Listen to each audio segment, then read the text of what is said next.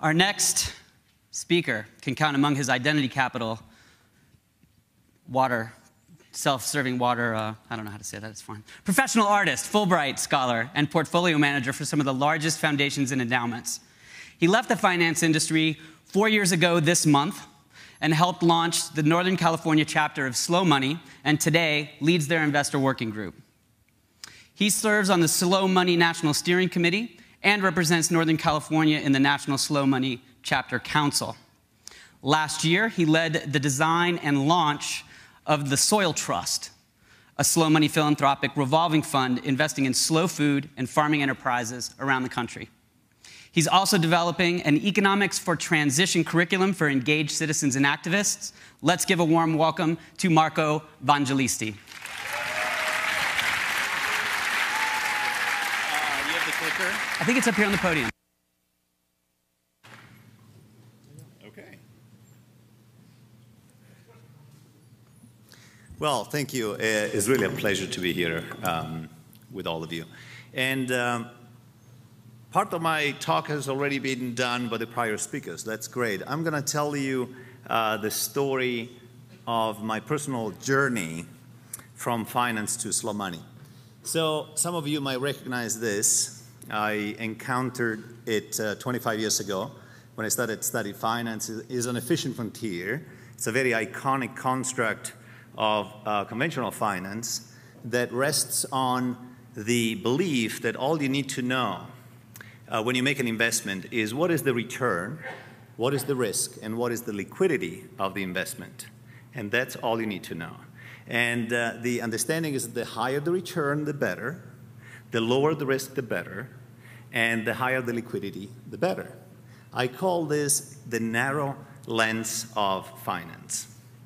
And, you know, coming from 6 years of studying theoretical math, this actually looked like the real world to me at the time. Of course, the real world looks more like this. And you see a tree, but you really need to understand it as embedded in a very dense network of relationships. And I'm just mentioning a couple since some speakers have already mentioned some others. Obviously, it relates to our own breathing. We breathe oxygen, which is produced by the trees. The tree is in a mycorrhizal relationship with the mycelium, with the fungi in the soil that extends the reach of its roots and exchange nutrients with it. And of course, a tree is in a relationship with hundreds of thousands of organisms that view the tree as their habitat. And yet, when you see the tree through the lens of finance, this is what you see, right? You can only see the commodity value of lumber. Another way of saying this is that according to finance, a tree is worth more dead than alive. And so you have a transformation of a place that looks like this into a place that looks like this. And this is an image that is painful at different levels. On one hand, you could say, what a waste. Whatever money was obtained from that operation, it could not possibly represent the value of a place like this, especially if you think about the future generations that will never get a chance to there. Or you can think about that when this forest was torn into this, a little piece of you died. And yet, think about this. From a financial standpoint, if an investor had paid $10 million for this forest and obtained $12 million from the wood, and that operation had been done in a year, you would have gotten a 20% return. In 6 months, a 40% return annualized, and in 3 months, an 80% return. Remember the first slide, the higher the return, the better. And you can see a sense of haste in this operation. And actually, one of this transformation was behind my decision to leave the finance world in 2008. I was actually working for a very well-established investment management firm. It was actually managed professionally and ethically. And I was part of the investment management team in the emerging markets group.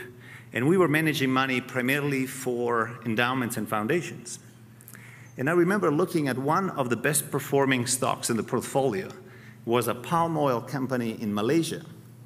I did a little bit of research and found out that this company had taken down tens of thousands of acres of original rainforest and planted this. And by the way, they also got carbon credits because they were planting trees. And so I remember talking to the director of an environmental foundation's investment pool, and I was saying, are you not concerned that the money of your foundation is invested in a company that has just destroyed natural habitats that your foundations was created to protect? A little bit of an awkward moment right there. And he said, well, actually, my task is to preserve the assets of the foundation in perpetuity.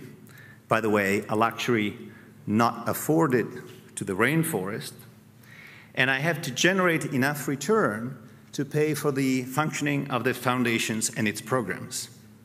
And at that point, I realized there is something systemic here that's amiss, and I cannot be part of this system. So I walked away from that job, very hard thing to do actually in 2009, in the middle of an economic recession, leave a very high-paid job, but I had to do it. And that launched me into a study of the large systems, financial, economic, monetary, and banking system, which in aggregate force us to behave collectively in a very destructive way. And so I want to spend a few minutes giving you a taste for what I found in terms of the banking and money system, which among all three of those is the least understood, the most brittle, and the most dangerous to society, in my view. So here it is. You get 1 day workshop in 3 minutes. All money is created as debt. The only exception are the coins in your pocket. And in fact, more than 90% of our money supply is created by the private banking sector out of nothing with accounting entries when they make loans at interest.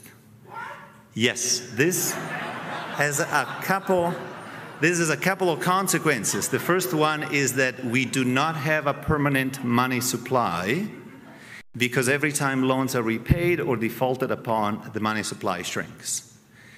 And that's why, by the way, austerity is not working and Europe is funding out the hard way. The second thing is the private banking sector decides what that money, the first use of the money they create by lending it into existence.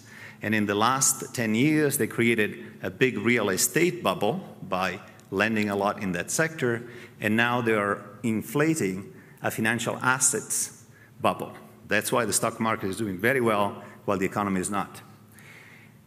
Second point, and this is the biggest flaw, design flaw of the monetary system we have, no money is created ever to repay the interest on that debt.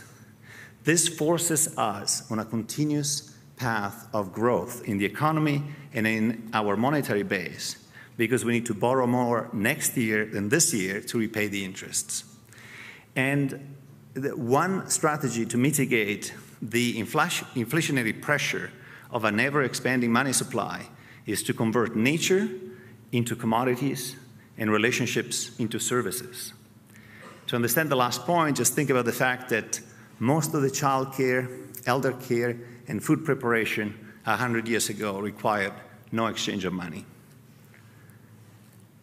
The private banking sector has the monopoly of money creation. In the last 200 years or 300 years, the US government and most governments has ceded a key government function, the money creation, to the private banking sector. And now those governments have to borrow from those they ceded the power to create the money to finance their budget deficit.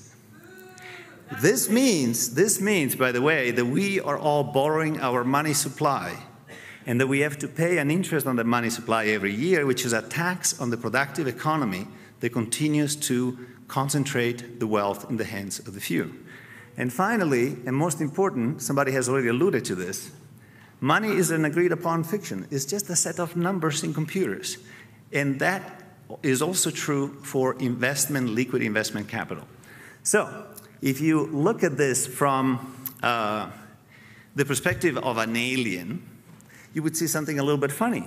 You have a beautiful planet with a species that calls itself Homo sapiens, who is utterly dependent on natural systems, and yet it has created this strange number games on a bunch of computers linked to each other that forces it to take whatever natural systems are left, commoditize them, dismantle them, and selling them for parts. And this is really weird. Well, I have a confession to make. 3 years after leaving the industry, some of my investments were still participating in that crazy game. And I was sitting on a meditation cushion, not this fancy actually, and I was doing metta practice. It's basically a practice where you send loving kindness to all the living beings around the world. And then it hit me. I am impacting already a lot of living beings around the world with my investments, and they're not taking it very kindly. And so at that point I realized that I had to overcome all my resistance about lack of diversification and the loss of potential return from my portfolio, and completely divest from everything, including large capitalization stocks, all mutual funds, everything for which I didn't have direct understanding of their impact, which meant mostly local investing. And the reason why it was so hard for me, remember I walked away, I aligned my livelihood 3 years before I aligned my investments. Why? Because money in the form of investment capital in our globalized and very intermediated financial system has the power to separate our intention and values from our agency in the world expressed through our investments. So I would say at this point, after understanding the big system and looking at the economic and ecological and spiritual crisis we're in, I think that we have to transform all investment capital, not just 1%, all of it, into slow money type capital whose primary intention and motivation is biophilia. And yes, a lot of the current capital and the current phantom wealth will disappear. The values of CDOs built on unrepayable mortgages, most of the student loans, most of the capitalization of the stocks of all companies will disappear.